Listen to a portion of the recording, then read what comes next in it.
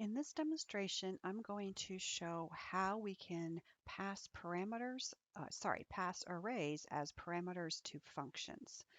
So we previously learned about arrays. Arrays are a way to have a name for a group of related data, and we use a two-part name.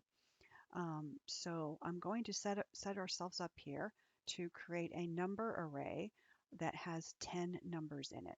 So go ahead and get yourself set up with code such as this. We're going to fill the array with random numbers. So we need our srand and time function. All right, let's write some code to fill the array first. This should be a review for you. We know that for loops are the preferred looping method when we're working with arrays because we know the size, we know how many iterations. So let's set up a for loop, and we always want to start with 0 because array, the subscript always starts at 0, and then we check for I less than size, not less than or equal to. If you put the equal to sign in, you get an out of bounds error. All right, so all we want to do is fill this array. We're calling it the num array. And remember, we use a two-part name using the I as our subscript operator. So num array sub I is equal to, and we're going to use the random number generator, and I'll use the simple version to generate a random number between 1 and 3. And that's to fill up the array. All right, so two-part name for my variable. Num array will contain a series of contiguous memory locations, meaning they're consecutively located and sequentially numbered. So we start at index sub 0 and we keep rotating through the consecutively numbered memory addresses until we get to the last one. All right, but I need to make sure that I filled the array. So I'm going to create a function to do that. I could do another for loop with cout statements. We can't just do cout for the entire array. We have to loop through each element at a time using a for loop. So I'm going to create a function called printlist. It's a void function. I cannot return an array in a function. And I'll explain more about that in a moment. So what I need to do is pass this element two parameters, two pieces of data. I need to know which array I'm talking about and the size. I'm going to intentionally call this array by a different name. It's numarray in main, it's numList in printlist. And I need to know the size.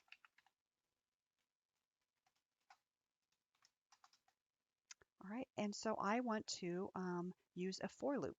So notice when I pass the array, I don't use an operator, a subscript operator in here.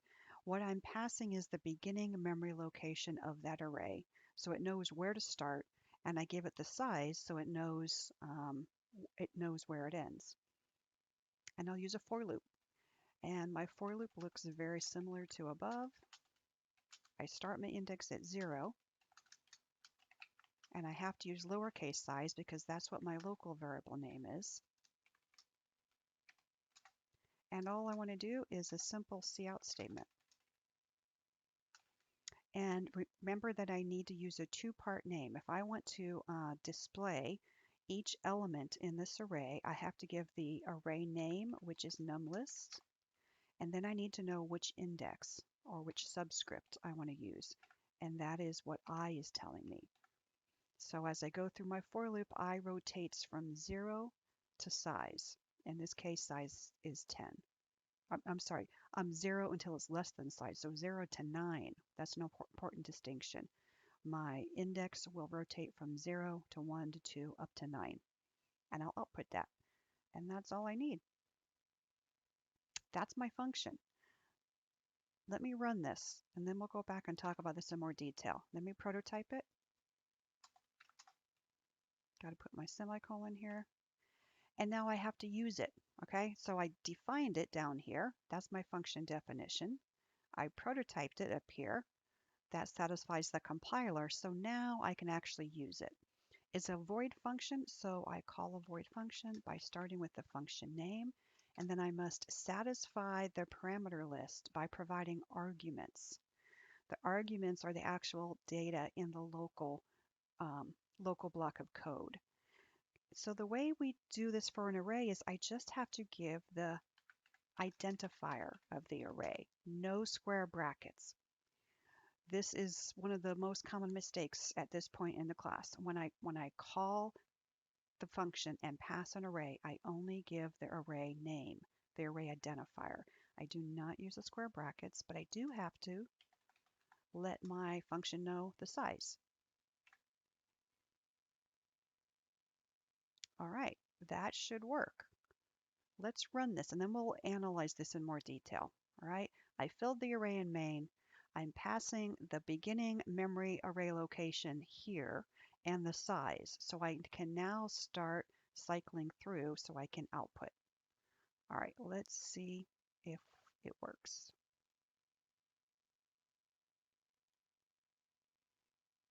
All right, I forgot to put end line in, so I'll do that in a moment. But it looks like I've got 10 numbers randomly chosen, randomly created between 1 and 3. Let's add an inline here. It makes it a little bit easier to see what's happening. All right, so here are my random numbers. Every time I run it, it's going to be a little bit different, but the numbers will always be between 1 and 3. I've got 10 values. The index of the array iterates between 0 and 9. So that is a very simple example. I filled the array called numArray in main. I passed the array to the function. But what we're really doing here is we're passing the beginning memory location. And so I want to explore this more and show you how that works. It automatically passes by reference. So remember we learned about reference parameters. We put the ampersand in front of a parameter and it passes the memory address. Well, arrays do that automatically. So I want to show you if I output this, the array identifier is the beginning memory address of the array.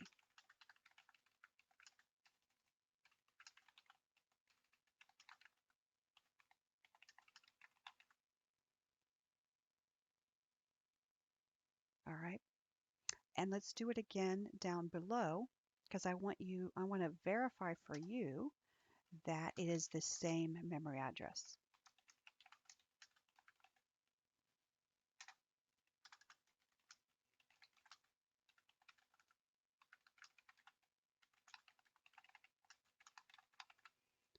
Okay, so numArray is a memory address. We're going to pass the memory address here, and that is now used as our beginning memory address for the 0 index, and it's going to rotate through until this criteria fails.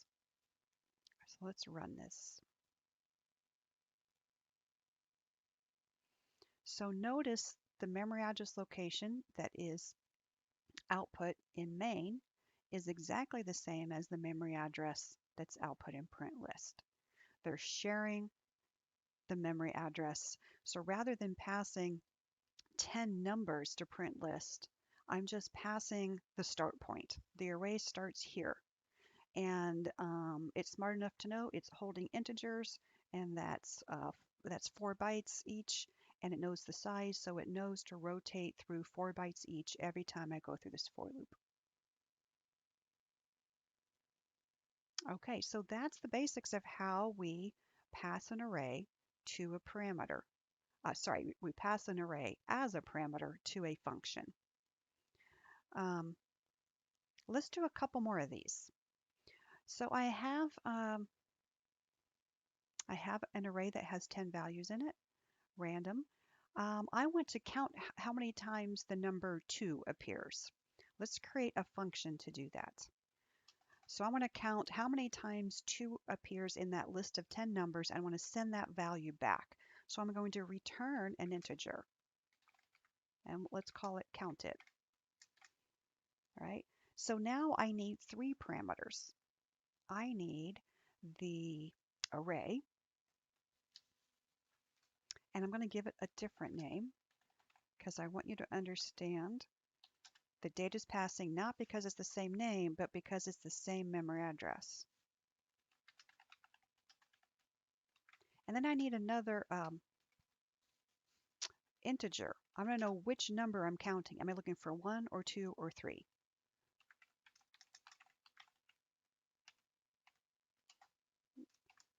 All right, and I know I'm going to use a for loop because that is the best method of looping through an array. But I also know that I need a local variable. So right now I need to count how many times a number appears. So I have to initialize that to 0. So let me create my for loop. Same as before, we'll start with I, which is my index or my subscript, as long as it's less than size, not less than or equal to. So there's the structure of my for loop. That's going to loop through my array, but I want to investigate my array. I want to use an if statement. So my array is now called list. It's a 2-part name. So if the element list sub I is the equivalent of num2 count, oops, I went to tab, then I want to iterate count. Okay, I don't have to include this surrounded by open and closed curly braces because it's just 1 line. I only have to do that if there's 2 lines. All right, so I'm going to pass to this function the beginning memory address of the array that it's shared with main, the size and the number that I'm looking for. My local variable is count. Oh, I need to do one more thing. Local variable is count. I'm counting it up, and then I must return it. That's kind of important. Got to return that back to the calling function. Let's prototype it.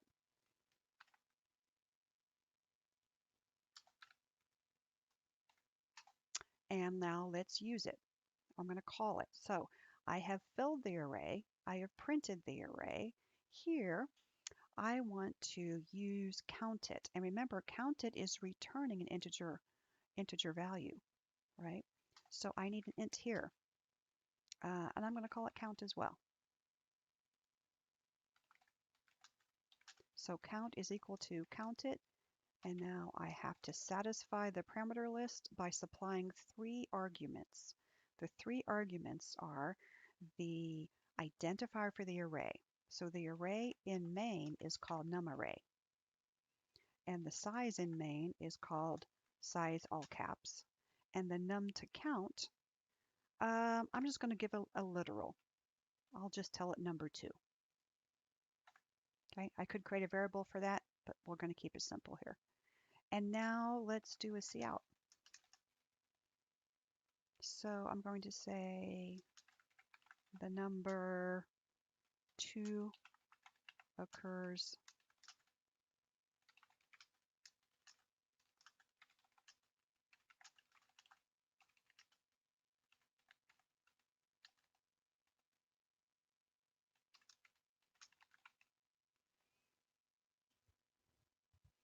All right, so we're going to print the list. We'll see what it looks like, and we're going to count how many times the number 2 occurs, and then we're going to output this. Let's see if that works. Okay, so once again, memory location is the same, and you know I should have put that in counted as well. I will. So you see they're all sharing the same memory location. That's the beginning memory address for the array. Here's my array. The number 2 occurs 4 times. 1, 2, 3, 4. Looks like it's right. Just for kicks, let's change this. How about we do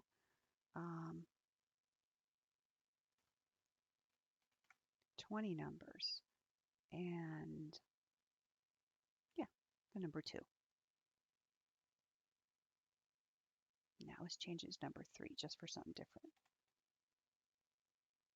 Again, I've done a little bit of brute force here. It would be better style to use a variable, but I'm being quick.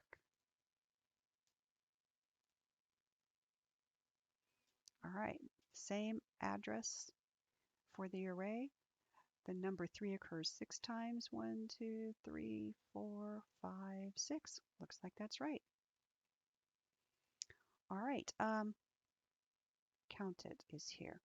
I did want to cout list, and that's going to be the memory address of that array, which should be the same because they're all sharing the same memory address. Boom, boom, boom. Okay, so by default, we are passing by reference. We're providing a reference to the beginning memory location of that array, and it's using the same one in all 3. Let's do one more thing. Suppose I want to reset the array. So if I want to set the entire array, I need it to be a void function. We'll call it reset list. And I'll call this new list.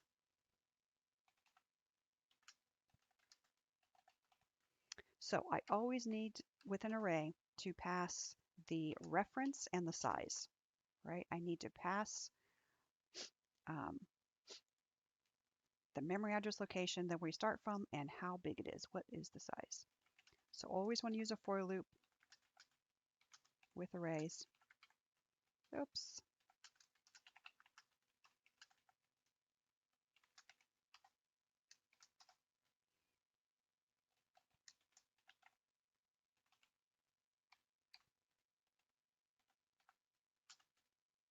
And let's just, using the assignment operator, let's set it equal to 0. Okay, and it's void, so I don't need a return statement. So all I'm doing is looping through each element in my array, right? This is the name of my array. This is the element in my array. We call this the subscript operator, sometimes called the index. Both terms are used frequently. So the index, the subscript, will rotate from 0 to 9, and it will set it equal to 0. Let's prototype it and use it.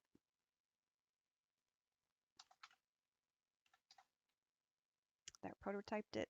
Let me get rid of some blank lines here. Clean it up a little bit.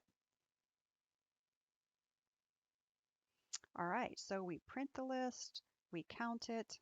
Let's now reset it. So we call this function, it's a void function. So I call it by using the function name. And then my IntelliSense tells me I have 2 parameters. I have to send 2 arguments to those parameters. And so it's an array, so I need to know the local name for this array, which is numArray. Do not use square brackets when you pass the array. Only use the identifier. And the local name for size is my constant size. So that reset it. But now let's see if that actually worked by calling print list, and I can just copy and paste this. Same statement. I'm going to print it again.